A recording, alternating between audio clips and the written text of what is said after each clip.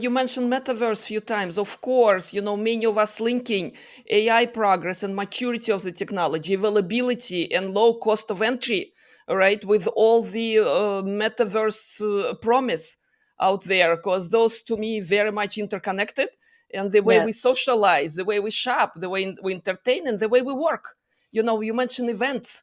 Imagine that, those events with avatars around the world, right? Where again, AI already learning our preferences, but at the same time making our experiences optimized. So this is exciting. Where do you see metaverse and AI kind of converging, if you do?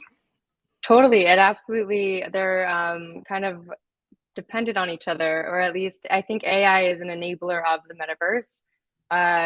Zuckerberg even said that in order for the metaverse to be what I guess his vision is, for it to be your meta, is his vision. It's going to take a lot of innovation and from hardware to software, it doesn't really matter, across the board. And in order for that to be achieved, AI is going to need to come into play because it's just so complex, and the amount of data that's going to be collected in the metaverse is profound. And that's why they need a supercomputer in order to accomplish that. Right now, as far as maturity in AI goes, I was trying to come up with an answer that might be more to the point, but I think there's different ways you could look at it depending on where we are in our AI journey.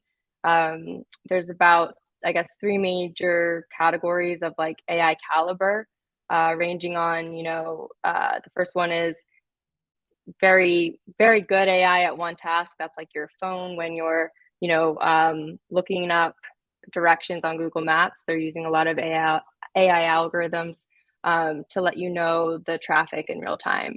Or if you are driving and you need to understand pretty much, there's so much AI in cars, but there is right now we're really good at utilizing and training AI that is good at one task.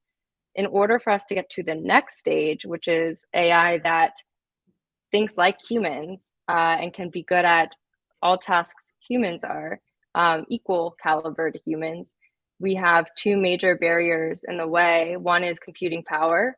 The other is how do we train a computer to think like a human? So we're making progress on that first point, and we have a lot of progress to go on the second one. And the last AI phase is AI that is a super human. It can think way better than humans. It can make decisions way better than humans. And yeah, that's very far down the road. But as far as this first phase that we're in, I think the adaptability is showing that AI is becoming more mature. There's so many innovations that still are happening. So technically it's very early on in its maturity.